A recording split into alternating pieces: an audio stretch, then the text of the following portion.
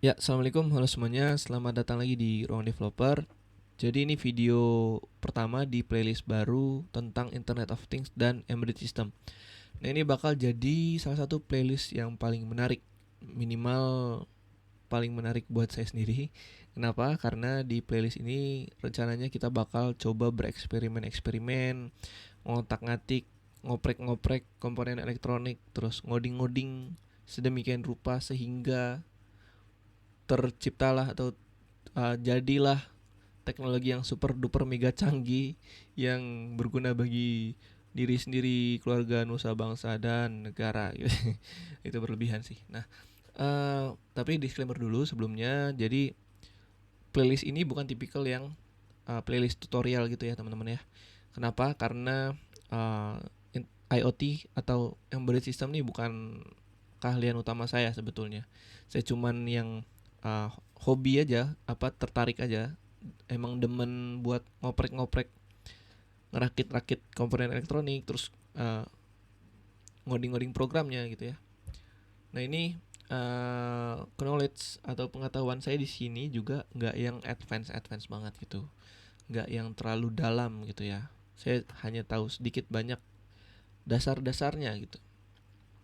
Dan gimana caranya dengan pengetahuan saya yang terbatas ini, sedikit banyaknya tentang dasar-dasar tadi, plus mungkin nanti kita bakal explore-explore dikit gitu ya. Kita bakal bikin alat atau teknologi yang inovasi yang super duper mega canggih tadi teman-teman. Nah, uh, jadi ini disclaimer juga untuk kalian yang mungkin bekerja sebagai profesional di bidang IoT engineer atau embedded system engineer. Saya kurang menyarankan playlist ini sebagai rujukan utama kalian gitu ya. Tapi kalau misalkan kalian memang orang yang emang hobi aja gitu, ngoprek-ngoprek, ngotak-ngatik alat-alat komponen elektronik, ngoding-ngoding gitu ya, apalagi kombinasi keduanya gitu. Karena kan kalau ngoding doang software itu kan nggak kelihatan ya bentukannya, itu kayak di monitor doang gitu hasilnya. Sedangkan hardware tuh kelihatan gitu, bisa kita lihat fisiknya. Apa yang kita buat itu nyata gitu. Nah, misalnya kalian memang hobi ngoprek-ngoprek tadi, atau kalian mahasiswa gitu yang sedang mencari inspirasi topik-topik skripsi atau tugas akhir. Nah, menurut saya ini salah satu channel playlist yang cocok banget buat kalian gitu ya. Untuk ya siapa tahu dari project-project yang kita eksperimen di sini ada yang menyentuh hati kalian gitu ya untuk dijadikan topik tugas akhir gitu. Itu jadi kurang lebih kayak gitu. Nah, ini kita mulai. Untuk yang pertama kita bahas tentang istilah dulu teman-teman. Jadi ada embedded system, ada Internet of Things. Apakah mereka berdua itu gitu ya?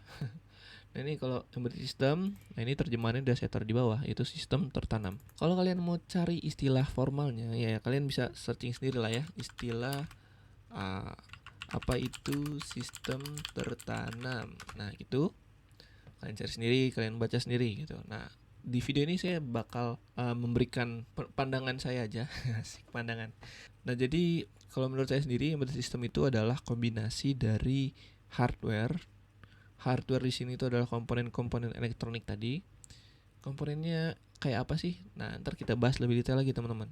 Ada komponen apa aja. Terus ada juga software atau program yang mengendalikan komponen-komponen elektronik tadi. Terus hardware dan software ini dikombinasikan boom sehingga menjadi sebuah alat yang memiliki fungsi atau tujuan tertentu yang bisa membantu aktivitas kita gitu ya. Kurang lebih kayak gitu. Kalau Internet of Things itu apa? Kita terjemahin aja lah. Internet of Things bisa kita bilang things atau benda yang terkoneksi dengan internet atau terhubung dengan internet. Atau kalau misalnya kita mau cocok lagi sama topik kita, saya bisa bilang kalau Internet of Things itu adalah embedded system plus internet gitu. Kurang lebihnya kayak gitu. Ini kita lanjut ke main komponen atau komponen utama. Ini bukan berdasarkan sumber mana-mana teman-teman, ini saya ringkas sendirilah biar lebih enak aja ngejelasinnya gitu ya. Jadi ada buat saya sendiri ini fitur apa namanya ya, komponen utama dari embedded system itu ada 3 intinya. Yang pertama ada microcontroller atau microprocessor. Ya ini bisa saya bilang dia ini adalah core atau inti dari alat super duper mega canggih kita tadi. Kenapa saya bisa bilang begitu? Karena ini kita lihat aja dari namanya, ini controller atau pengontrol atau pengendali. Apa yang dikendalikan yaitu ya komponen-komponen elektronik lainnya gitu ya. Nah, selain microcontroller, sini ada microprocessor. Apa bedanya nih? Ini beda nih teman-teman, microcontroller dan microprocessor. Nah, microprocessor itu gampangnya itu misal kalian punya PC. Nah, ini itu chipsetnya lah gitu ya. Chipset Intel Core i5 gitu misalkan. Atau Intel Core i7. Nah, itu microprocessor. Atau kalau di smartphone itu misalkan kayak chipset Snapdragon 888. Nah, itu microprocessor. Ibaratnya dia kayak otaknya lah ya. Otak yang memang fungsinya untuk mikirin aja gitu, memproses yaitu logiknya gitu. Nah, tapi dia itu belum dilengkapi dengan komponen penunjang kayak RAM atau memori. Nah, itu dia cuman prosesornya doang. Sedangkan microcontroller ini isinya udah ada microprosesor, ada RAM-nya, ada memorinya. Jadi ini udah lebih siap kita pakai gitu. Oleh karena itu ini bakal lebih banyak kita pakai ke depannya teman-teman. Nah, selain itu ada dua alat atau dua komponen utama lainnya, yaitu ada sensor dan aktuator. Ada sensor.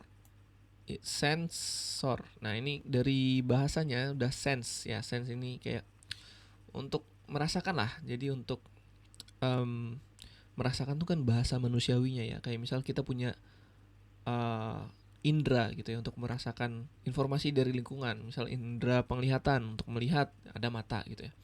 Nah, sedangkan kalau untuk Arduino kita bisa bilang sensor ini dia itu untuk menerima, untuk menyerap informasi dari lingkungan atau environment. Misal kita ada sensor suhu, yaitu untuk mengetahui suhu di ruangan. Ada sensor jarak, yaitu untuk mengetahui jarak antara teknologi super duper mega canggih kita dengan objek tujuan. Ada sensor gerakan, nah itu berarti untuk mengetahui atau mendeteksi apakah ada gerakan atau tidak. Nah, itu kata kuncinya untuk mengetahui, itu yang ngambil informasi dari lingkungan. Nah, setelah kita tahu, itu terus ngapain gitu ya? Jadi misal kita bikin teknologi AC pintar, misal sensor nih tahu nih, wah nih sensor suhu bilang, oh ini panas nih, lagi 40 derajat Celcius gitu ya. 40 derajat. Nah, itu dia ngasih tahu ke controller. Bos, panas nih bos. Lingkungan lagi panas. Udah, sampai situ doang perannya sensor. Nah, setelah tahu panas ngapain? Kalau cuma tahu doang mah ngapain gitu kan ya? Perlu ada aksi. Nah, misal aksinya ini aktuator ya. Aksinya ini dilakukan sama aktuator. Aksinya ngapain? Misalkan ya nyalain AC gitu ya. Misal panas, ya nyalain AC aksinya. Nah, contohnya aktuatornya apa? Nah, ini gimana cara kita nyalain AC? Itu bisa misal kita kendalikan lengan robot gitu ya untuk ngeklik remote AC biar AC-nya nyala. Atau ada juga komponen yang namanya relay, teman-teman. Jadi dia itu kayak saklar lah untuk menyambungkan atau memutuskan aliran listrik. Jadi misalkan suhu panas, yaudah controller bakal nyuruh relay untuk nyambungin aliran listrik ke AC biar AC-nya nyala gitu. Nah, selanjutnya di sini software tools atau software yang bisa kita pakai untuk ngoprek-ngoprek ini tadi. Nah, misalkan kalian saat ini tertarik gitu ya untuk ngoprek-ngoprek, untuk explore di embedded system IoT, tapi belum ada alatnya gitu ya, belum beli. Nah, jangan khawatir, di sini ada solusinya teman-teman. Jadi sini ada software yang namanya Tinkercad. Nah, ini dia. Tinkercad itu dia itu platformnya website, jadi kalian bisa login di sini. Nah, ini di sini kita bisa ngerakit alat-alatnya. Ini microcontrollernya nih. Salah satu contoh microcontroller itu ada Arduino. Ini misal ada LED, ini aktuator apa? Untuk ya kan dia bisa mengeluarkan cahaya ya. Dia ada aksinya itu mengeluarkan cahaya. Dia aktuator namanya. Nah, ini kita bisa ngerakit di sini, terus kita bisa ngoding programnya di sini, kita bisa simulation. Nah, jadi nggak usah khawatir buat yang belum punya alat, ya kalian bisa coba-coba di sini. Tapi Catatannya adalah menurut saya pribadi ini kayak kurang lengkap lah modul-modul atau komponen-komponennya. Nah, misal kalian udah punya alat, terus kalian tidak sabar untuk menciptakan sebuah inovasi teknologi yang super duper mega canggih tadi.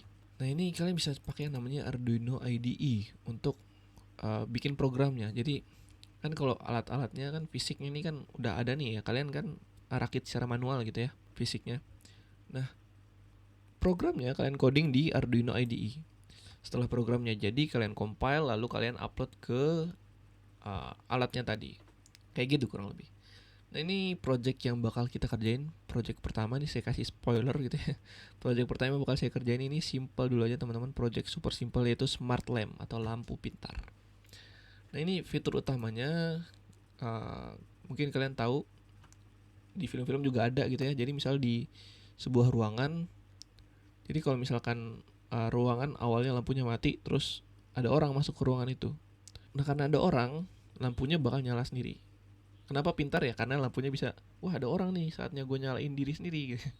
Lampunya bakal nyala. Tapi begitu orangnya udah hilang atau menjauh dari jangkauan lampu itu, lampunya bakal mati sendiri. Nah, kayak gitu. Tuh di film-film udah banyak tuh. Nah, terus sama ada dia berdasarkan light intensity atau intensitas cahaya. Misalkan siang-siang lagi cerah-cerahnya, lagi terang-terangnya, terus ada orang masuk ruangan, lah nggak usah nyalain lampu karena kan siang ya, boros listrik gitu ya. Makanya kita perlu ada sensor, perlu kita lihat intensitas cahaya di lingkungannya apakah udah cukup atau belum. Kalau belum, terus ada orang, baru kita nyalain lampu gitu. Nah, ini komponen-komponen yang kemungkinan bakal kita pakai di video-video ke depan ya. Yang pertama ada microcontroller. Di sini kita pakai Arduino ya, tadi saya udah sempat jelasin. Terus ada motion sensor. Jadi kan tadi kita nentuin ada orang atau enggak ya. Nah, ini indikasi ada orang atau enggak ini saya mau berdasarkan gerakan aja.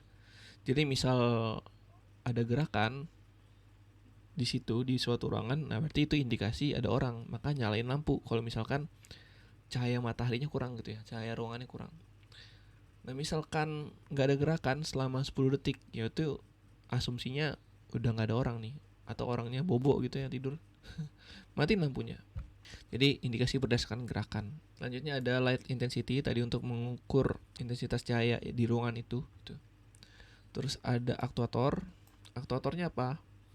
Karena kita bakal nyalain atau matiin lampu, yaitu kita perlu relay ya, tadi yang saya sempat sebutin di awal. Jadi relay ini bakal menyambungkan aliran listrik ke lampu kalau misalkan ada orang dan cahayanya kurang gitu, biar lampunya nyala.